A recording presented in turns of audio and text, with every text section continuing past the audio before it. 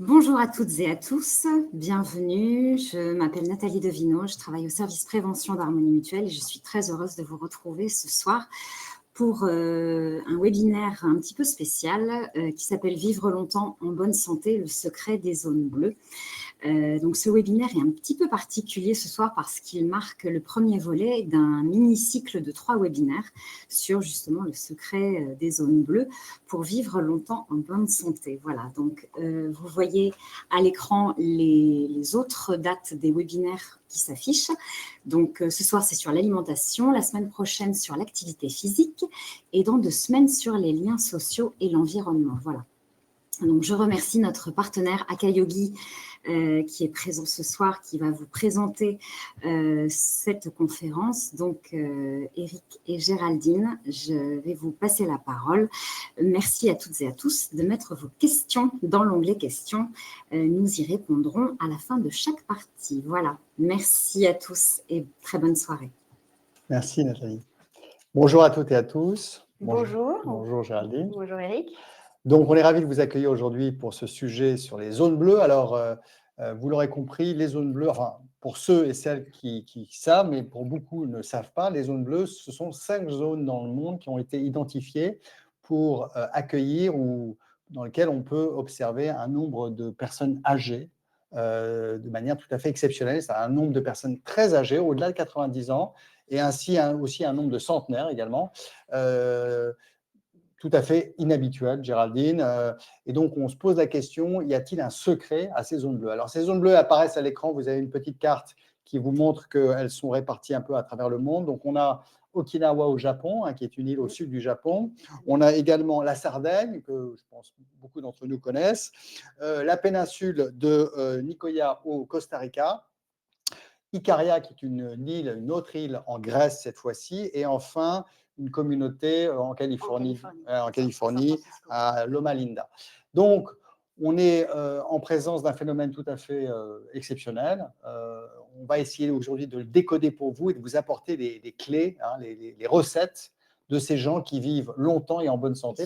En bonne santé. Et voilà, surtout en bonne santé, parce que c'est quand même l'information. On peut rappeler que la moyenne en bonne santé en France est de 64 ans. Donc là, on a vraiment affaire à des zones et des gens qui vivent de sorte à vivre beaucoup plus longtemps que ces 64 ans en bonne santé, au-delà des 90 ans et toujours en bonne santé. Et parfois centenaire. Et parfois centenaire, exactement. Alors ça, c'est pour les zones bleues.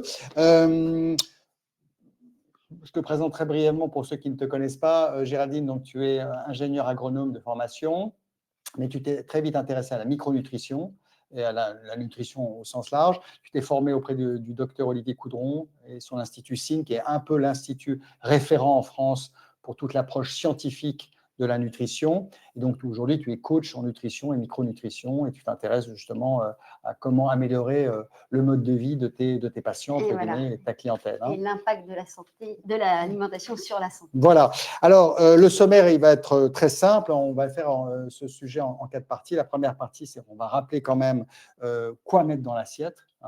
On commence par le début. Quoi manger pour vivre longtemps et en bonne santé. Mais aussi, on verra en deuxième partie quand.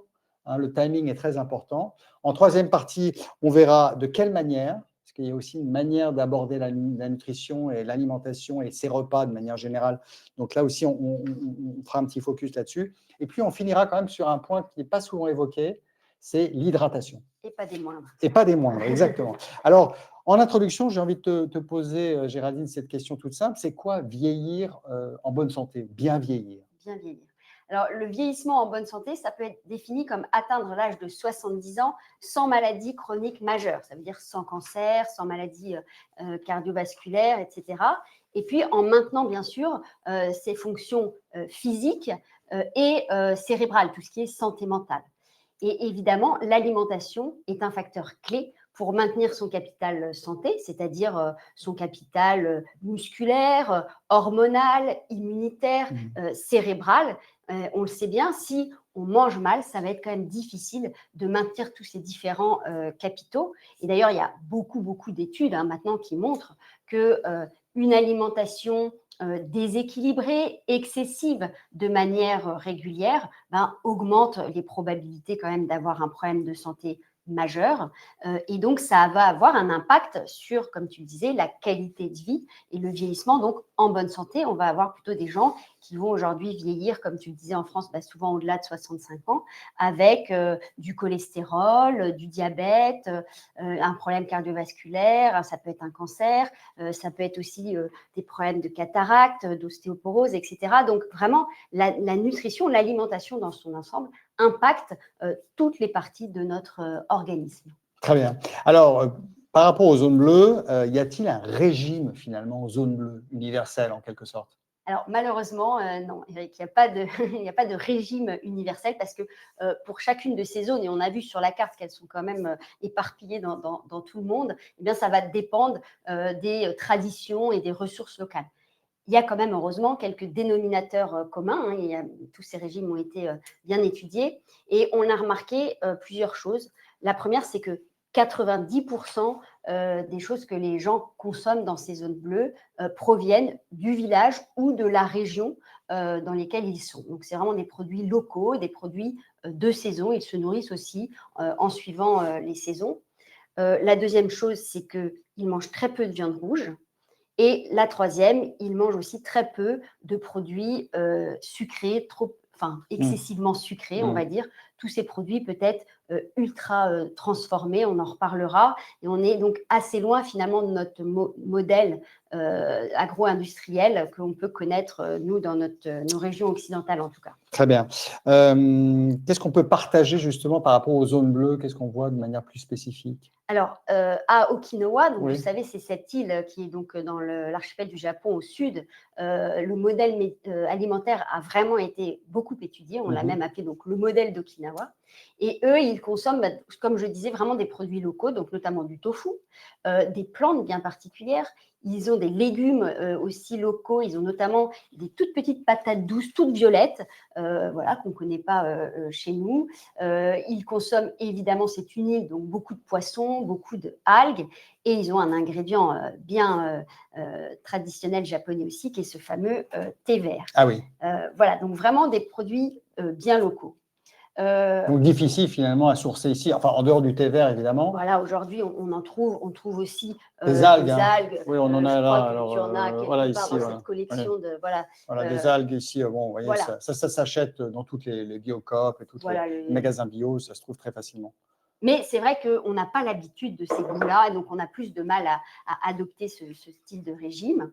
À Nicoya, au Costa Rica, alors eux, ils ont d'autres ressources locales. Ils consomment beaucoup d'haricots rouges, de maïs. Ils ont des courges aussi un peu particulières. Et ils ont des fruits, notamment la papaye. Ils consomment beaucoup de papaye. Voilà aussi un fruit qu'on n'a pas trop chez nous. Ah bon, on peut en trouver quand même. On peut en trouver, oui. Mais on a moins l'habitude de consommer ce genre de fruits. Et puis alors en Sardaigne ou en Grèce, comme tu le disais, à Ikaria. Alors eux, ils suivent un autre régime qui a été aussi beaucoup étudié, qu'on appelle le régime méditerranéen crétois. Alors ce fameux régime crétois ou dit méditerranéen, finalement, de toute évidence, c'est celui-ci qu'on doit essayer d'adopter parce que c'est le plus proche, c'est le plus facile et c'est un type de régime qu'on a tendance à adopter assez facilement d'une certaine manière. Voilà, qui est assez facile pour nous. En tout cas, on va pouvoir avoir plus ou moins tous les ingrédients qu'ils consomment. Et c'est vraiment un allié précieux pour la santé, ce régime méditerranéen crétois. Il a été largement étudié. Vraiment grandement étudié. Et il a une action préventive prouvée sur les maladies cardiovasculaires, sur les cancers, notamment le cancer du sein, sur les maladies métaboliques et même aussi sur les maladies neurodégénératives. Donc vraiment adopter ce régime méditerranéen crétois, ça va permettre d'améliorer la santé globale et aussi, cerise sur le gâteau, de limiter la prise de poids. Donc c'est vraiment intéressant de l'adopter au quotidien. Alors, est-ce que tu peux nous détailler un peu mieux ce régime méditerranéen crétois? On a une slide d'ailleurs qui va apparaître. Voilà, avec j'imagine la pyramide alimentaire de ce régime méditerranéen crétois. Et vous voyez que la base de cette pyramide, c'est vraiment une base très, très végétale.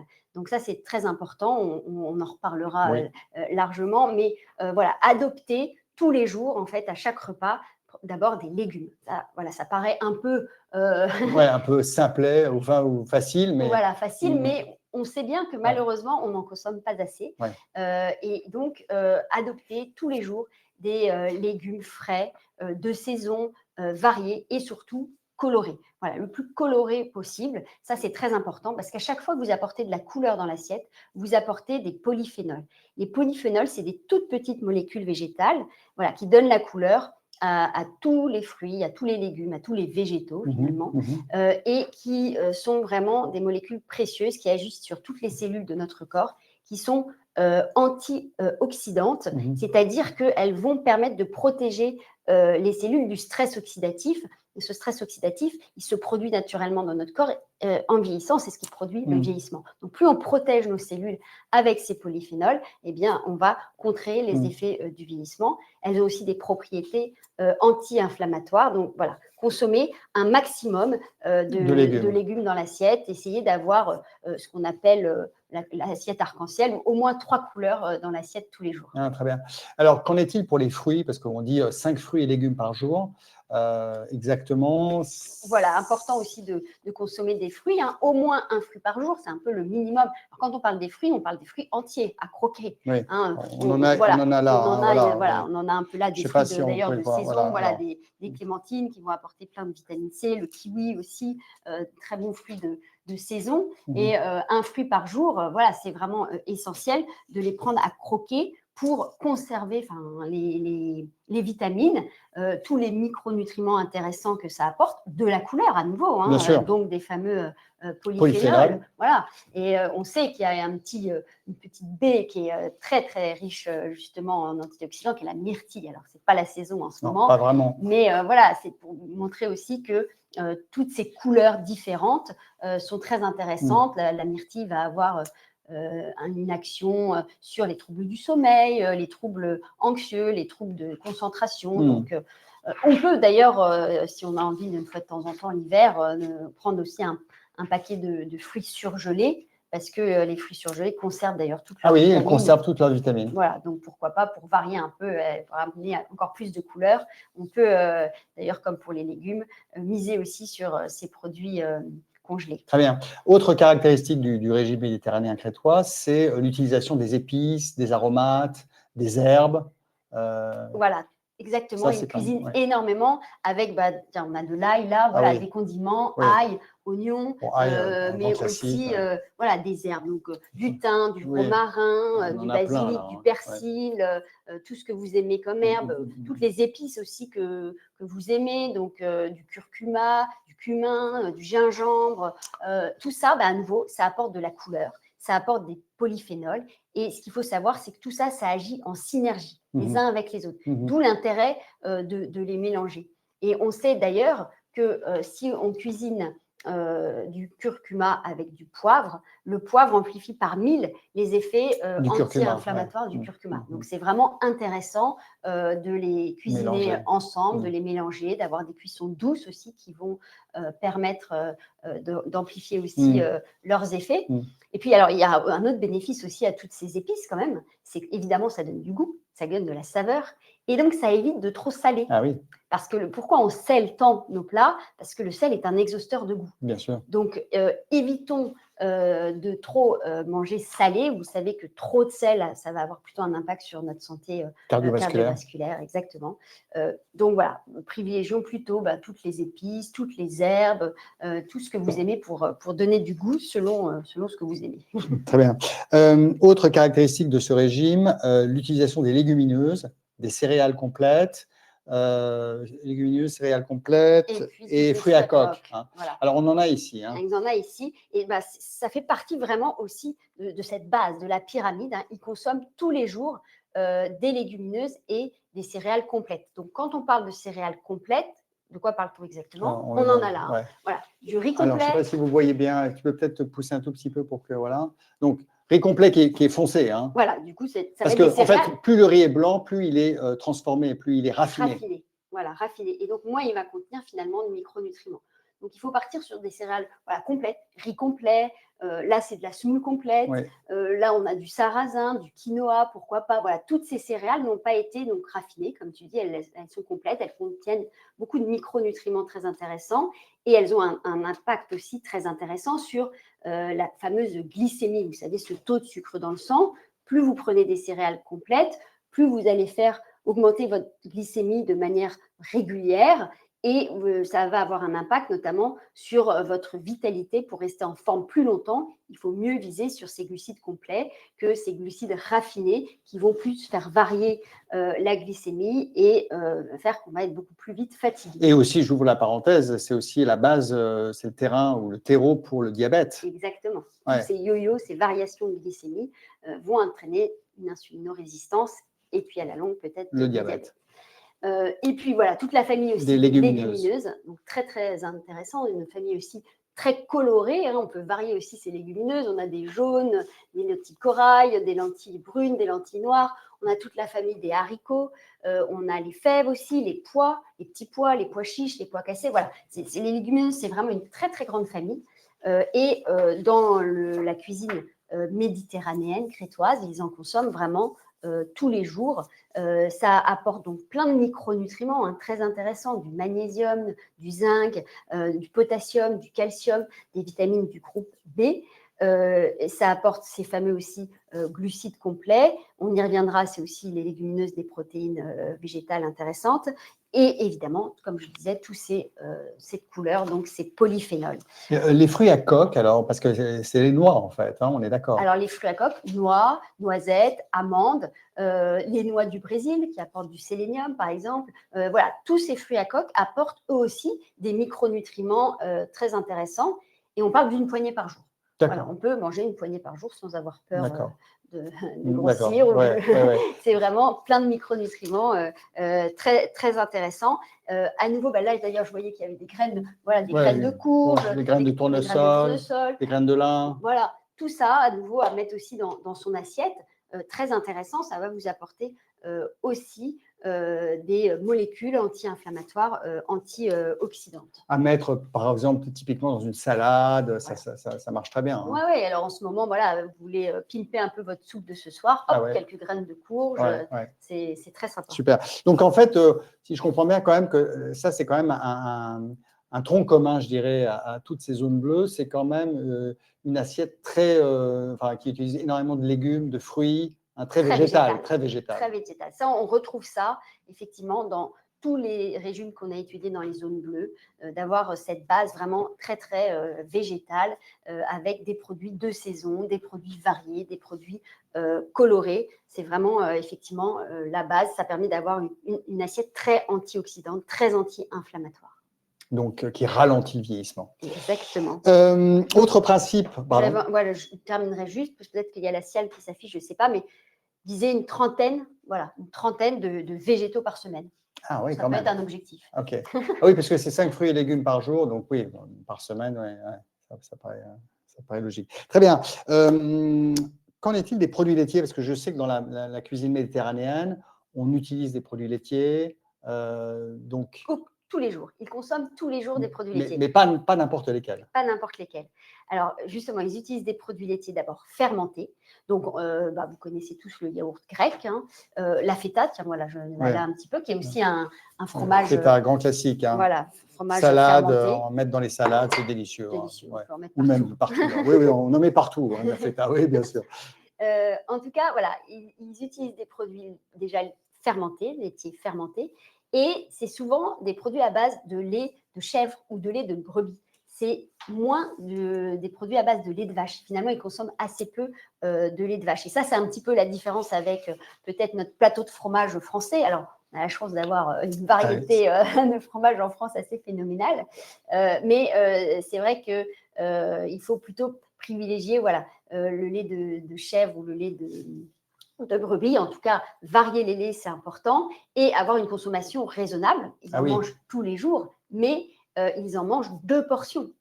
Donc, alors, c'est quoi 2 portions? Alors, une portion de produits laitiers, ça correspond à un yaourt, 100 g de fromage blanc ou un 1/8 de camembert. 30 g de fromage, ça fait un 1/8 de camembert. Ils prennent 2 portions par jour. D'accord. Donc, Ils c'est prennent pas pas tout le plateau, quoi. tout le plateau de fromage. J'avais lu par ailleurs un autre marqueur intéressant pour savoir un peu la quantité raisonnable à prendre. C'est l'équivalent d'un pouce. Si on prend la base du pouce, voilà, c'est à peu près une part comme De ça fromage, de très bien. fromage Ouais. par jour ou par repas, hein, si je Voilà. comprends bien. Bah, en tout cas, 2 portions par jour et surtout des produits fermentés. Donc, on a plein de fromages fermentés en France, Ouais. voilà, très intéressant. Le yaourt est aussi ouais. très intéressant. Et ça vous permet d'apporter donc, du calcium, de la vitamine D, des acides gras protecteurs. Voilà, donc vraiment, n'hésitez pas, en quantité raisonnable. Alors, avant d'aller plus loin, je crois qu'on a une question d'Anne. Oui, bonsoir, bonsoir à toutes, bonsoir à tous, bonsoir Géraldine et bonsoir Eric. En fait, non, on n'a pas une question, on en a des dizaines.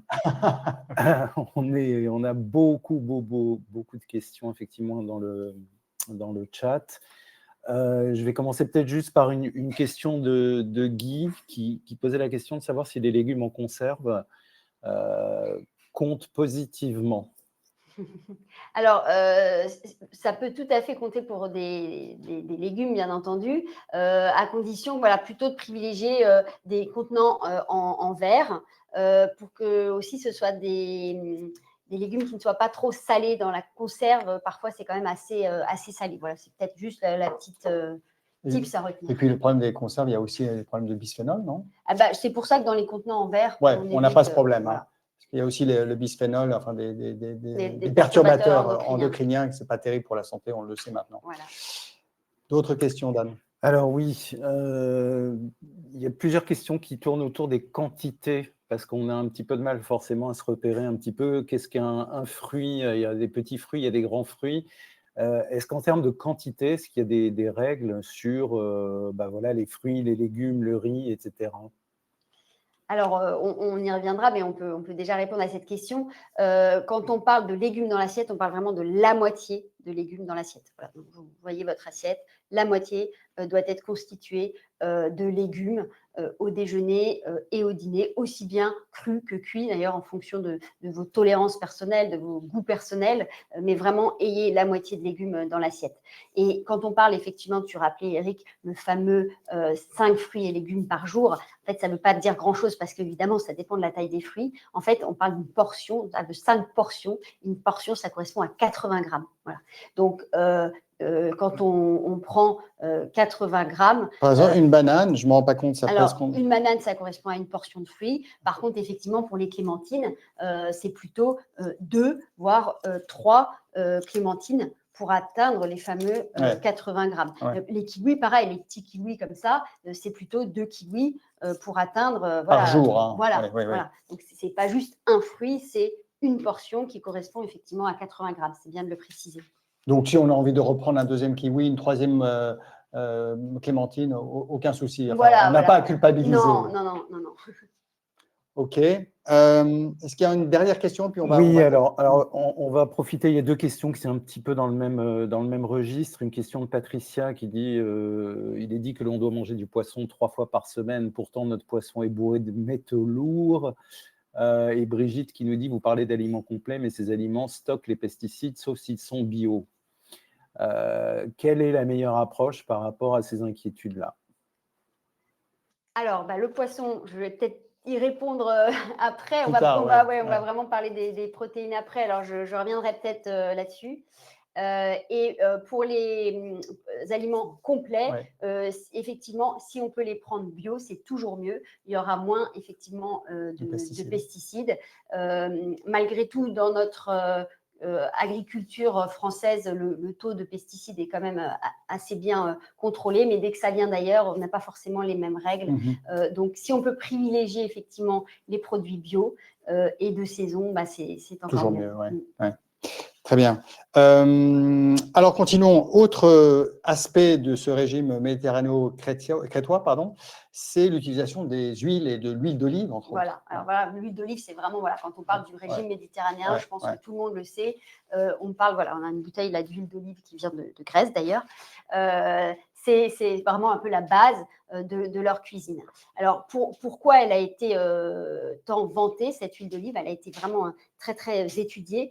Tout simplement parce qu'ils utilisent une bonne huile d'olive. Déjà, c'est important, vierge, de première pression à froid, qui va justement permettre de maintenir une bonne quantité de ces fameux polyphénols de l'olive qui sont très intéressants, qui ont une action sur la santé cardiovasculaire on en a prouvée, parlé tout à l'heure, vraiment très intéressante. Et elle contient aussi des acides gras, bien sûr, très intéressants, qui sont les oméga 9 et qui ont donc aussi cette particularité d'être bon pour la santé cardiovasculaire, comme je le disais. Donc, voilà, c'est aussi une huile très protectrice de nos cellules. Alors donc, on comprend bien que cette cuisine est basée sur l'huile d'olive, mais il n'y a pas que cette source de bons gras, hein, on y reviendra aussi ensuite. Il y a d'autres huiles. Oui. Qu'est-ce qu'on peut dire sur ces autres huiles? Alors, en fait, c'est surtout qu'il faut qu'on apporte pour bien vieillir d'autres gras, comme tu dis, qui sont nos fameux oméga 3. J'imagine que vous en avez déjà entendu parler. Ils sont vraiment très précieux, ces oméga 3. C'est nos anti-inflammatoires naturels. Donc, il faut en consommer au quotidien. Et donc, ayez dans votre placard, en plus d'une huile d'olive, une huile de colza, par exemple. L'huile de colza, elle contient à la fois des oméga 9, à la fois des oméga 3, de la vitamine E en plus. Donc, c'est vraiment une huile qu'on peut utiliser au quotidien, sans problème, pour des vinaigrettes, pour aussi des cuissons douces. Donc, vraiment très intéressant d'ajouter cette huile de colza dans vos placards. Alors, je crois qu'il y a une slide qui s'affiche avec des huiles, justement. Il y en a deux autres qui sont aussi très riches en oméga 3. Il y a l'huile de lin ou l'huile de cameline. Ah oui, alors l'huile de lin, elle a quand même une spécificité, c'est qu'elle se stocke au frigidaire. Les deux. Voilà, les deux. Là, on a une huile de lin classique qui vient de la Biocoop. Voilà, les deux, huile de lin, huile de cameline. La différence avec l'huile de colza, c'est que c'est vraiment des huiles qui se conservent au réfrigérateur, toujours, et que pour des vinaigrettes. On ne peut pas les chauffer, en fait, ces huiles-là. Sinon, on va perdre les effets des oméga 3. Donc, vraiment, à conserver au frigidaire. Et à l'abri de la lumière. Voilà, exactement. Typiquement, en utilisation, moi, je donne mon expérience personnelle, parce que moi, quand je prends des fruits, il m'arrive de prendre des fruits le matin, je mets de l'huile de lin sur les fruits. Et j'écrase la banane avec l'huile de lin. Et donc, en termes d'assimilation, ça fonctionne, ça, je crois. Super. Très bien. Donc, c'est une autre manière d'utiliser l'huile de lin en dehors de la vinaigrette salade. Oui, c'est une bonne idée. Et en tout cas, ça, c'est vraiment un très bon apport d'oméga 3 quotidien. Donc, bravo, Eric. On voit que tu régulier en plus. Non, j'en sais rien. J'essaye, on essaye. Alors... et donc, en tout cas, ce qui est intéressant, c'est effectivement de limiter son utilisation d'huiles qui vont être plutôt trop riches en oméga 6. Voilà, parce qu'une grosse consommation d'oméga 6 va plutôt avoir un effet pro-inflammatoire, générer de l'inflammation. Donc, on va avoir la main légère sur des huiles de tournesol, de pépins de raisin, de maïs, elles vont être trop riches en oméga 6, ou des huiles qui sont très riches aussi en gras saturés, l'huile de coco, l'huile de palme, des choses comme ça. D'accord. Maintenant, allons peut-être sur une question aussi qui est centrale, qu'on retrouve assez souvent, qui est souvent évoquée aussi dans la presse, pour les plus de 50 ans, je dirais, et c'est encore plus vrai pour les plus de 60 ans, c'est l'apport en protéines. La question de la protéine qui est quand même assez centrale. Qui est fondamentale, effectivement. On sait qu'au-delà de 50 ans, il faut augmenter nos apports en protéines. Donc, je vais rentrer un peu dans un détail, mais pratico-pratique, mais au-delà de 50 ans, il faut qu'on ait 1 gramme de protéines par kilo de poids par jour. Donc, alors, qu'est-ce que ça veut dire? Je prends un exemple. Un homme de 75 kilos, il lui faut donc tout simplement 75 grammes de protéines. Ah oui. Voilà. Alors, ça ne veut pas dire un steak de 60 grammes, on est d'accord. Ça veut dire des aliments qui vont apporter cette quantité de 75 grammes. Alors, qu'est-ce que ça veut dire? Par exemple, 2 œufs. 2 œufs, vous avez à peu près 15 grammes de protéines. 15 grammes. Un bon blanc de poulet, à peu près 45 grammes de protéines. Donc 15 plus 45, 60. Voilà. On rajoute 5 grammes avec un yaourt, 5 grammes de protéines. 65. Et puis, nos fameuses protéines végétales. Ah oui. On a à peu près des bonnes cuillères de légumineuses. Et là, vous rajoutez 10 grammes. Et là, on arrive aux 75 grammes de protéines à prendre par jour. Ou les noix aussi, qui sont sources de protéines. Voilà, on peut aussi mettre des amandes, on peut aussi mettre d'autres sources de protéines, mais il faut conserver cette bonne quantité de protéines pour un vieillissement réussi. Alors, quel type de protéines plus spécifiquement? Parce que, bon, on a parlé là de manière un peu générale, mais rentrons un peu dans le vif du sujet. Voilà, oui. Les œufs. Alors, les œufs, voilà, oui. je Quel traîne type d'œufs? Parce qu'il y a, deux boîtes là, alors voilà, parce que vraiment, c'est une super source de protéines. C'est de la très bonne protéine. C'est aussi du très bon gras qui est très intéressant, notamment sur le vieillissement du cerveau, surtout si ce sont des œufs riches en oméga 3. Alors, ça veut dire quoi? Soit vous le voyez parfois sur le packaging, carrément marqué œuf oméga 3, parfois ça existe, ou vous cherchez dans vos rayons ce petit logo bleu blanc cœur, voilà, qui est une filière bien particulière. En fait, les poules dans cette filière sont nourries avec des graines de lin. Les graines de lin sont très riches en oméga 3. Graines de lin, voilà ce qu'on donne aux poules Voilà. pour les œufs oméga 3. Et elles picorent ça, et on va retrouver énormément d'oméga 3 dans les œufs. Et plus qu'évidemment un œuf de la filière conventionnelle ou même de la filière bio. Donc, c'est vraiment intéressant d'aller vers cette filière. Ça va vous permettre d'augmenter votre consommation d'oméga 3, surtout si on se met à consommer plus d'œufs, autant qu'il soit, entre guillemets, anti-inflammatoire. Autre source de protéines. Alors, voilà, je vais pouvoir répondre à la question de Patricia, je crois.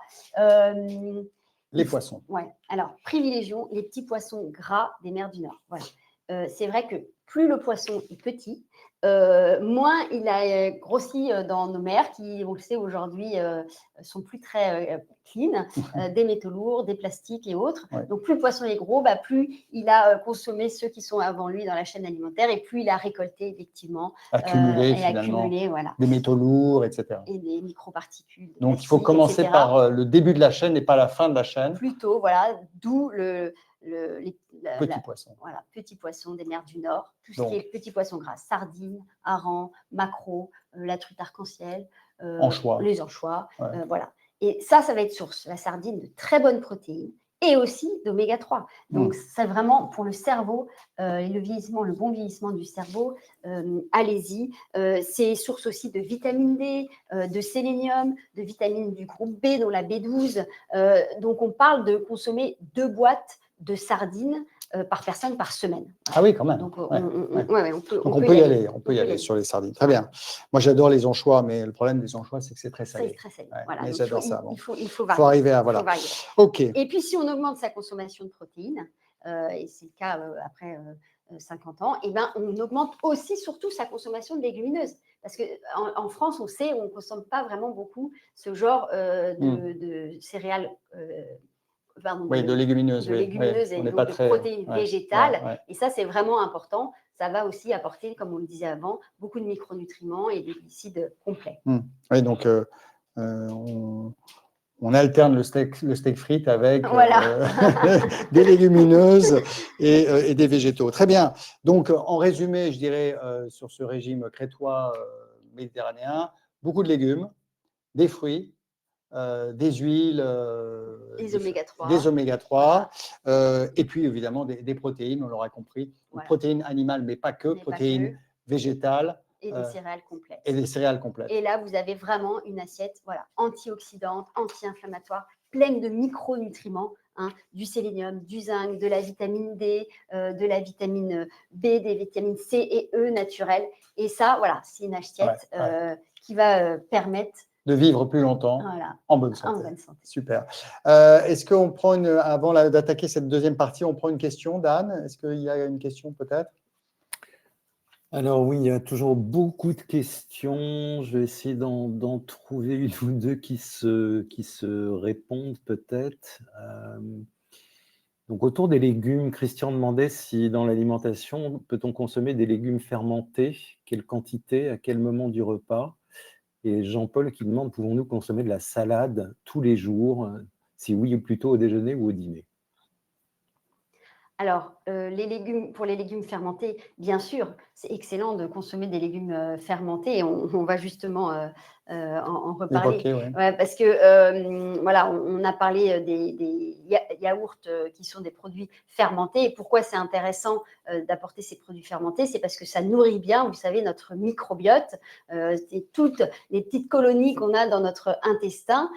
Plus on les nourrit bien, plus ils vont nous rendre des services. Et donc, plus on va avoir les bonnes colonies, finalement, qui vont nous permettre d'avoir une très bonne barrière immunitaire. Déjà, c'est son premier rôle, ce microbiote, mais aussi un bon système immunitaire, des bonnes vitamines, des bons acides gras, etc.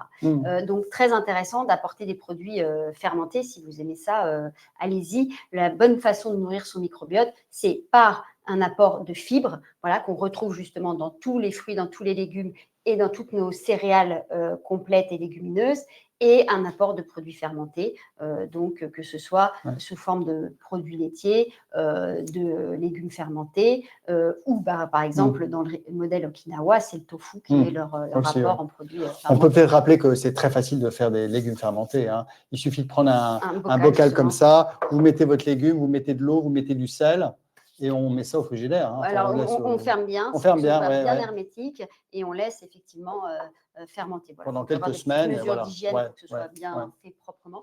Mais ça marche très bien. C'est très bon. En Corée, c'est le kimchi. Voilà. Ah oui, c'est le kimchi. Voilà, ils consomment énormément de ce chou fermenté. Ouais. Donc, oui, très bien de consommer des légumes fermentés. Pour la salade, voilà. Alors la salade, c'est exactement comme pour tous les légumes, varier le type de salade. Il n'y a pas qu'une salade. Ah oui, hein, y a pas que la salade verte. Mais il y a même la salade verte, il y a de la batavia, il y a de la scarole, il y a pléthore de salades. Donc l'idée, c'est de varier et c'est très bien de démarrer un repas par une crudité telle que la salade en fait partie. C'est un légume vert qui va vous apporter plein de B9, ce qu'on appelle les folates, très utile aussi pour notre cerveau. Donc voilà, si vous aimez ça, commencez vos repas toujours par une crudité, c'est parfait. Je crois que ça prépare bien aussi l'estomac. Ouais, voilà. C'est important de commencer par du végétal. Hein. Commencer par les crudités, c'est toujours bien. Ouais, c'est toujours, idéalement, c'est bien. Ouais. Même que ne serait-ce que des olives, hein, par exemple, ça fait le job. Voilà. Ok, alors, on va enchaîner sur cette deuxième partie. On a vu quoi manger. Maintenant, on va regarder quand le manger, à quel moment, parce que le timing est quand même très, très important. Et donc, il y a cette notion de la micronutrition, pardon, de la chrononutrition. Exactement. Donc, lier en fait la nutrition au timing de la journée, à quel moment, ça a été d'ailleurs une des questions évoquées un peu plus tôt. Ouais. Eh bien, parce que ça, c'est le principe en fait de la chronobiologie. Donc, je crois qu'il va y avoir une slide qui s'affiche à l'écran. C'est qu'en fait, notre corps, on a niché au cœur du cerveau une petite horloge qui donne le tempo et qui dit à notre corps à quel moment en fait synthétiser telle vitamine, tel neurotransmetteur, quand réguler la pression artérielle, la température. Voilà, tout ça est extrêmement organisé, suit un rythme très précis qu'on appelle d'ailleurs le rythme circadien et qui est un rythme de 24 heures finalement, et on peut avoir une alimentation qui va soutenir ce rythme. C'est ce qu'on appelle effectivement la chrononutrition, et ça c'est vraiment intéressant de s'alimenter selon cette façon pour soutenir en fait toutes nos fonctions dans l'organisme. Très bien. Alors, regardons un petit peu par quoi on peut commencer, parce que finalement le premier repas de la journée, c'est le petit déjeuner. Voilà. Donc, c'est quoi le petit déjeuner idéal? Alors, le petit déjeuner idéal, ça va être effectivement d'apporter des protéines au petit déjeuner. Ça, c'est vraiment très important. Ça va avoir en fait deux effets.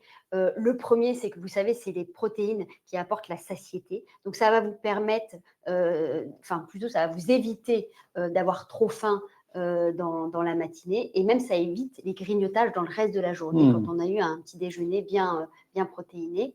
Ça, c'est la première chose. Et la deuxième, vous allez avoir un surcroît en fait d'énergie, de motivation, d'attention, de concentration même, parce que vous allez permettre à votre cerveau de bien synthétiser un neurotransmetteur qui est la dopamine, qui permet justement cette motivation, cette énergie.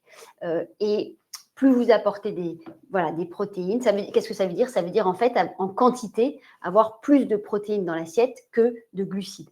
C'est ça que ça veut dire, pour booster cette fameuse dopamine, et vous allez voir que vous allez vous sentir en bonne forme. Donc plutôt abandonner un peu l'approche à la française, le croissant, beurre, confiture, hélas, pour aller plutôt vers les petits déjeuners un peu à l'anglo-saxonne, entre guillemets, c'est-à-dire les œufs, du fromage. Voilà, très bonne source les œufs, par exemple, le matin, très bonne source de Mmh, protéines, un morceau de fromage, un yaourt avec une poignée d'amandes. Ouais. Voilà, tout ça, c'est à mettre effectivement dans le petit déjeuner. Éviter en fait d'avoir ce petit déjeuner trop glucidique, effectivement, comme tu dis, la baguette confiture, qui va plutôt engendrer de la fatigue. Oui, parce qu'on va partir dans le yo-yo du glucide, la enfin, du taux de sucre dans le sang, avec hypoglycémie, donc à nouveau une fausse faim, comme on l'appelle, donc à nouveau envie de sucre, et on continue le yo-yo comme ça toute la matinée, c'est fatigant. Deuxième moment clé de la journée, dans cette chronobiologie et dans cette chrononutrition, c'est le déjeuner. Oui, et surtout quand on vieillit, très important de bien prendre des protéines au déjeuner. Alors, c'est vraiment important parce qu'on a ce qu'on appelle une fenêtre thérapeutique, donc un moment bien précis où si vous apportez bien des protéines au déjeuner, là, ça ne va plus du tout avoir une action sur votre cerveau et sur la synthèse de dopamine, mais en revanche, sur votre masse musculaire. Voilà, ça va permettre de bien synthétiser du muscle. Et donc, c'est très important d'avoir un déjeuner aussi protéiné. Et parfois, en vieillissant, on n'a pas toujours l'appétit pour ce genre de protéines, de gros blancs de poulet, ou voilà, alors que c'est vraiment important de maintenir cette quantité de protéines au déjeuner. Ça fait vraiment, vraiment partie du vieillissement optimal, je dirais, d'être en phase avec cette chrononutrition, cette fenêtre métabolique très importante. C'est intéressant parce que moi, j'ai mis ça en place. Maintenant, je prends vraiment des sources de protéines au moment du déjeuner. J'essaie d'avoir un déjeuner dans cette fenêtre dont tu parles, qui est plutôt entre 11h et midi. Voilà, c'est ça. Ouais, idéalement, c'est un déjeuner plutôt tôt. Un déjeuner tôt. Ouais. Et j'ai remarqué, alors ça ne se voit peut-être pas, mais que j'ai gagné un petit peu en muscle. En masse musculaire.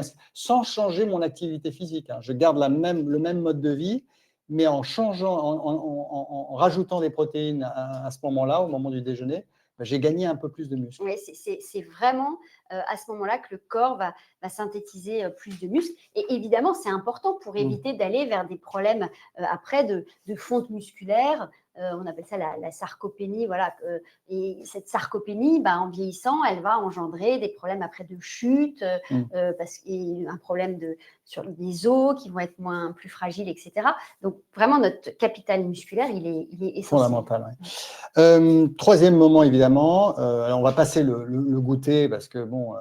on essaie de ne pas grignoter. On essaie de ne pas trop grignoter, mais bon, admettons que si on a un peu faim à 4 heures, on peut manger des noix. Des noix, du chocolat noir. Ah oui. Voilà, j'ai mis là quelques petites tablettes de chocolat noir, bien noir, ça veut dire… 75. Voilà, 70% c'est le minimum.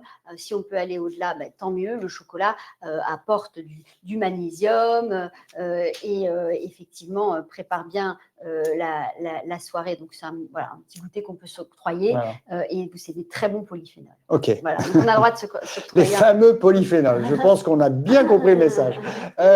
Alors, le troisième repas, qui est un repas aussi stratégique d'une certaine manière, c'est le dîner. Voilà. Alors le dîner, donc on l'aura compris, on a un petit déjeuner bien protéiné, 2 rois, un déjeuner à nouveau avec donc cette moitié de légumes dans l'assiette, on ne les oublie pas, mais aussi cette dose de protéines et puis un peu de féculents complets. Donc un déjeuner de prince, et là on va plutôt aller vers un dîner du pauvre, un dîner léger, un dîner à tendance végétarienne, voilà, végétale. Pourquoi ? Pour avoir déjà une meilleure digestion, être plus facile à digérer, bien préparer le sommeil aussi, parce que là, vous allez permettre au cerveau de synthétiser un autre neurotransmetteur qui est la sérotonine, qui prépare la nuit. Et ça, vraiment, on l'a vu, pareil, c'est un peu un tronc commun, je dirais, de toutes ces… Des zones bleues. Ouais, des zones bleues. Ils ont toujours un dîner léger. Un dîner léger, ils concentrent en fait la majorité de leur apport alimentaire en début de journée. Ça, c'est vraiment un principe de base, très bien. De longévité. Alors, qu'est-ce qu'on peut dire du jeûne ? Parce qu'on entend parler beaucoup de jeûne intermittent et on sait que dans ces zones bleues, certaines zones, certaines populations le pratiquent. Oui. Alors, comment ça se passe ? Alors, c'est vraiment intéressant d'allonger ce qu'on appelle le jeûne nocturne et de, si possible, avoir 12 heures entre la fin de votre dîner et le petit déjeuner. Je dirais c'est vraiment le minimum. Si on peut allonger encore un peu plus ce jeûne nocturne, c'est formidable. C'est pas toujours évident. Donc concrètement, si par exemple on finit de dîner à 8 heures, parce que je crois que c'est bien de finir de dîner relativement tôt, donc pas trop tard, mais admettons qu'on finit grosso modo autour des 8 heures, il faut au moins attendre 8 heures le lendemain matin pour avoir ces 12 heures de jeûne, voire même au-delà pour ceux moi c'est mon cas, je me réveille, je n'ai pas faim, donc je commence à avoir faim plutôt vers 10 heures, 11 heures, donc là on pousse et on arrive à un jeûne de 15 heures, 15-16 heures. Et ça, alors vraiment, allonger ce jeûne nocturne, ça va être très intéressant. Ça aide à mieux dormir, ça aide à mieux digérer, ça aide aussi à sentir finalement plus dynamique dans la journée. Donc, privilégier en fait un dîner léger, comme je le disais, et tôt, si possible. Ça, c'est vraiment idéal. Et on a remarqué que, justement, à Okinawa, ils ont tendance à vraiment dîner tôt. Voire à sauter le repas. Parfois. Chez les adventistes, là, en Californie. Alors, ils prennent même que 2 gros repas. Donc, un le matin vers 11 heures. Ils ont vraiment un très gros repas à 11 heures. Et puis après, ils ont un dîner très tôt vers 16-17 heures.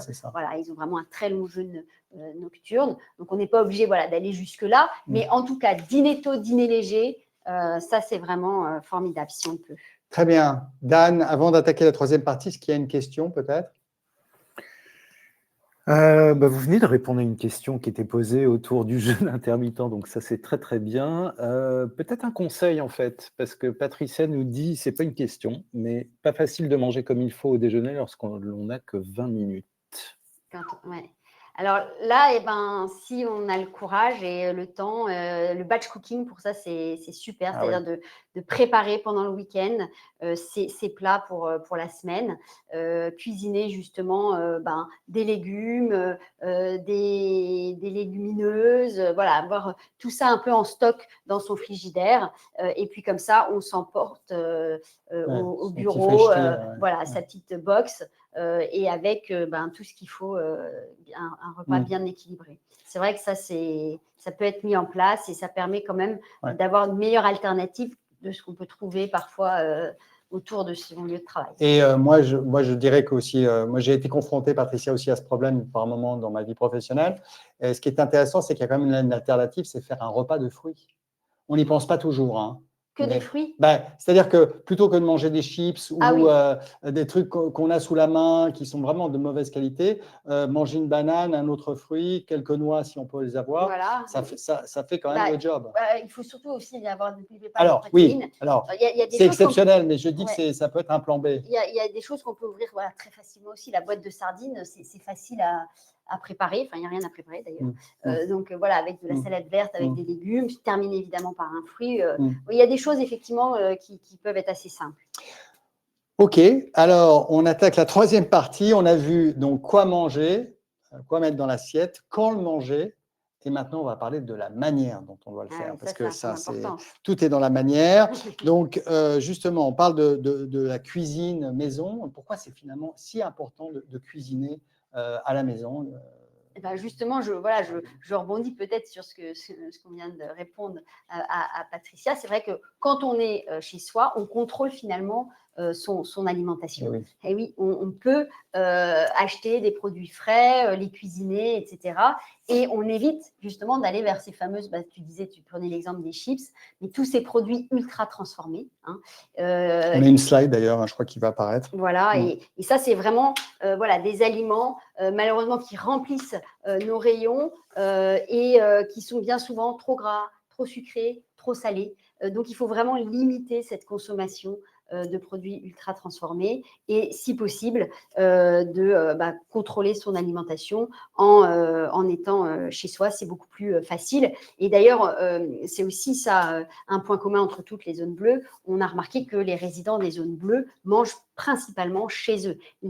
À chaque fois qu'ils vont à l'extérieur, c'est vraiment pour des événements un peu exceptionnels, un mariage ou autre, mais globalement, ils sont chez eux et ça leur permet de contrôler, je dirais, leur alimentation.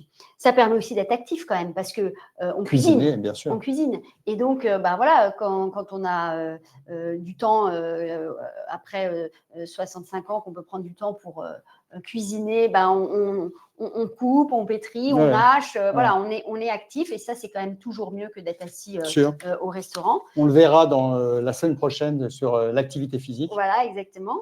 Ça permet aussi de maîtriser sa cuisson et ça, c'est aussi très, très important.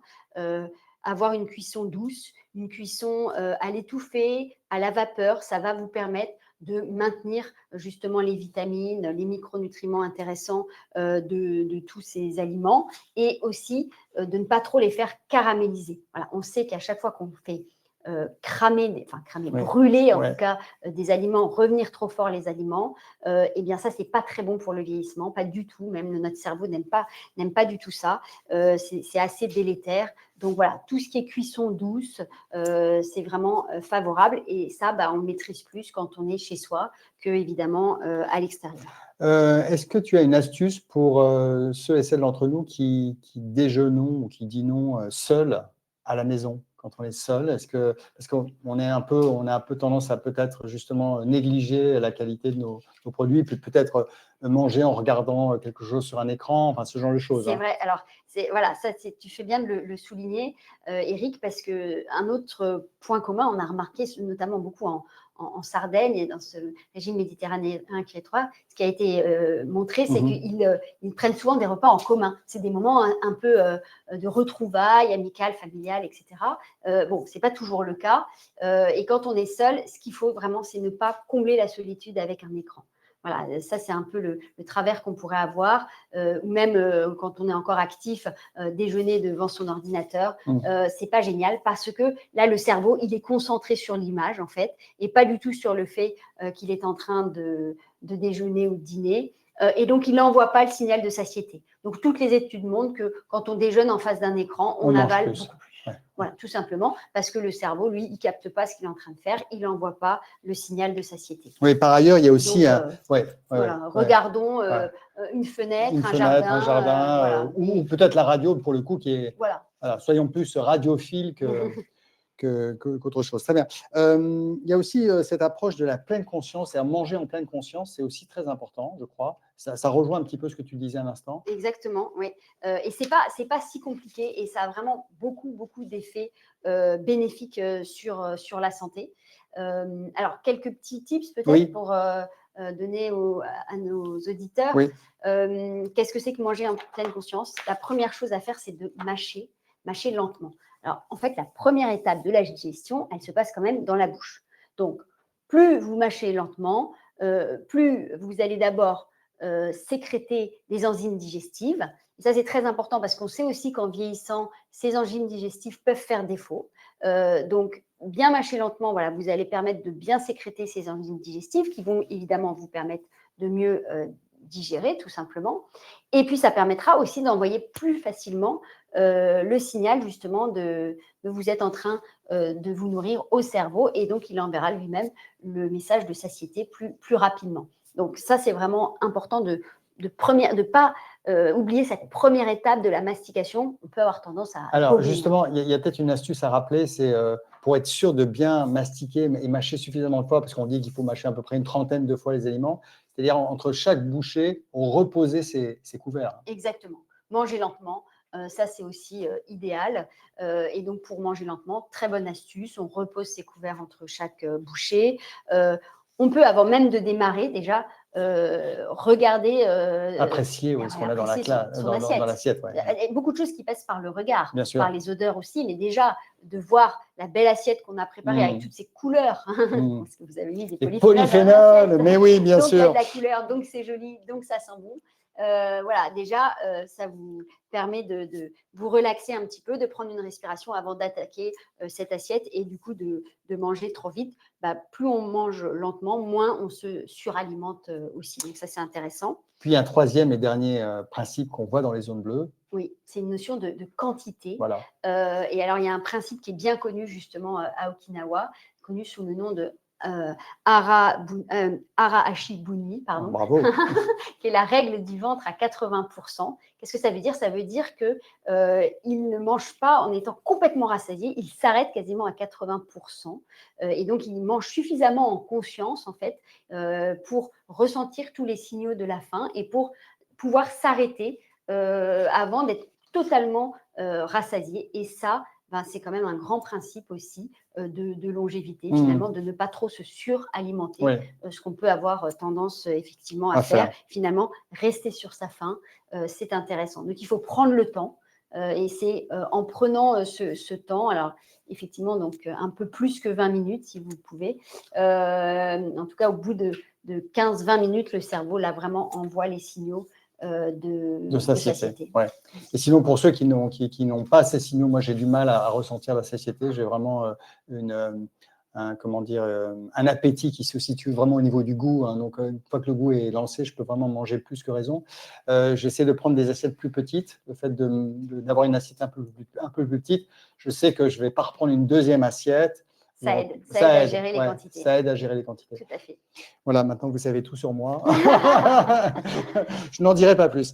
Alors, je vois que le temps passe, hein, il nous reste quelques minutes seulement. On va peut-être dire un dernier mot sur l'hydratation, parce que c'est vraiment fondamental. Ouais. C'est vraiment fondamental, comme tu dis, Eric. Je crois qu'il y a une slide qui s'affiche pour montrer à quel point il y a de l'eau dans notre corps. Ouais. Et ça, c'est vraiment très important de conserver une bonne hydratation. Hein, ça fait vraiment partie du vieillissement réussi. Donc, on le disait en intro, c'est la dernière, mais ce n'est pas la partie à négliger. Oui. Il ne faut pas attendre d'avoir soif pour boire. Quand on ressent la soif, qu'on a une bouche sèche, qu'on a des maux de tête, choses comme ça, c'est déjà que le corps est déshydraté. Il est déjà presque trop tard, je dirais. Donc, pour éviter ça, il faut boire, en fait, tout au long de la journée. En termes de quantité, on parle de… 1,5, c'est vraiment le minimum. 1,5 litres. Donc, c'est en termes de verre d'eau, par exemple. Voilà, donc un verre d'eau toutes les heures. On parle de 8 verres par jour. Ça, c'est vraiment 8 verres par jour, voilà, 200 millilitres d'eau toutes les heures. Donc, oui, ça fait à peu près 8 verres au moins par jour. Par jour. C'est le minimum. Et ça va permettre de bien hydrater en fait, les cellules de votre corps. Donc, ça, c'est très important. Et on sait que plus on vieillit, les personnes âgées ont beaucoup plus de mal à percevoir cette déshydratation. Donc, c'est pour ça qu'on… D'ailleurs, quand il fait très chaud, il faut forcer parfois à boire de l'eau parce qu'on se déshydrate bien sûr beaucoup plus vite. Et ça, c'est vraiment un élément clé du vieillissement réussi. Et alors, d'autres sources d'hydratation, parce qu'on pense au thé, au café, alors c'est bien, mais ce n'est pas suffisant. Hein, on parle vraiment de l'eau. Voilà. Mais dernier point aussi, c'est les végétaux, on y revient, les fruits, les végétaux sont aussi une source d'hydratation. Voilà, donc les légumes, évidemment, apportent un peu d'eau.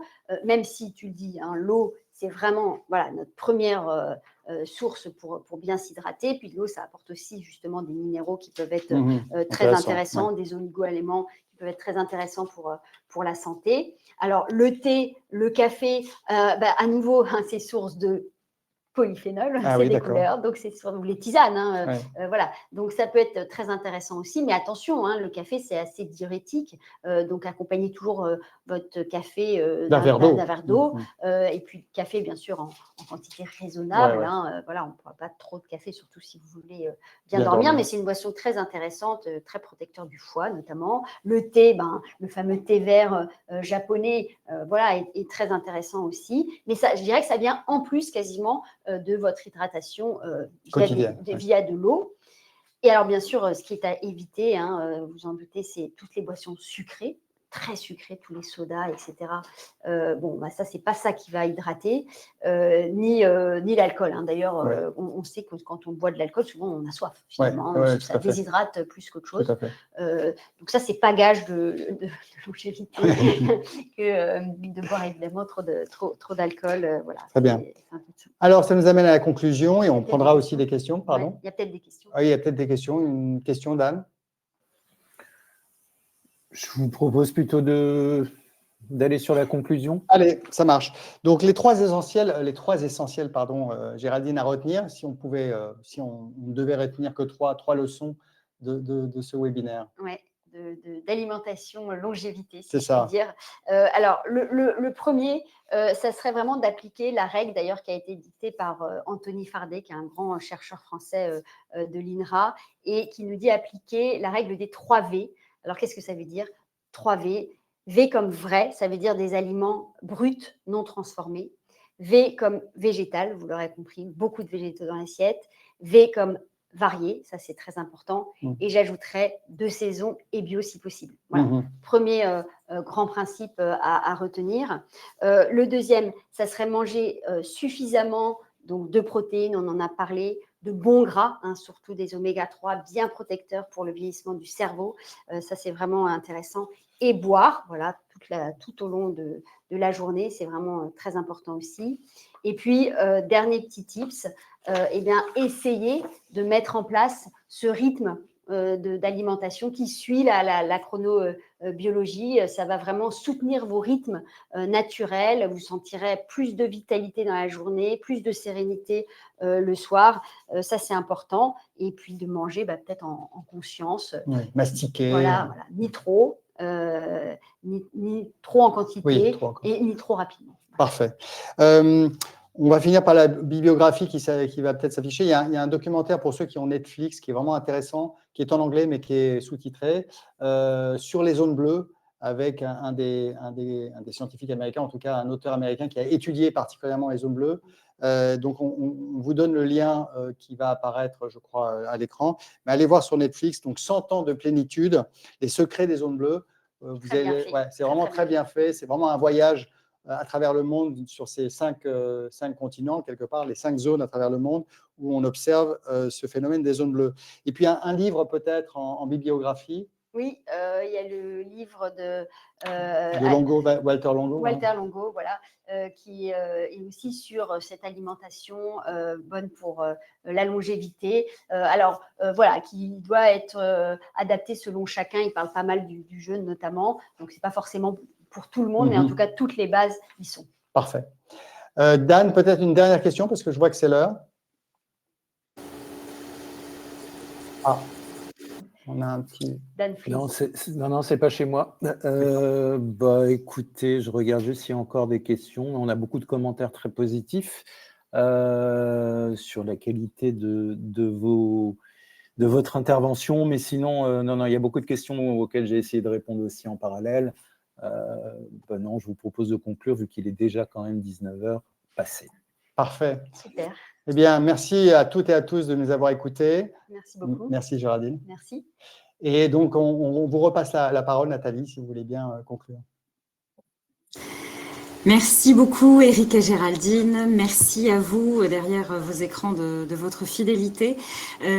Surtout n'oubliez pas de vous inscrire pour le webinaire de la semaine prochaine et celui dans 2 semaines pour continuer donc ces échanges sur la longévité dans les zones bleues. Merci aussi de répondre au questionnaire de satisfaction qui va s'afficher juste là, il s'inscrit à votre écran. Voilà, c'est pour continuer à améliorer nos programmes et répondre aussi aux thématiques qui vous intéressent pour l'année prochaine. Voilà, donc merci à tous et n'oubliez pas de vous inscrire pour les prochaines rencontres. Merci beaucoup, bonne fin de soirée à tous, au revoir.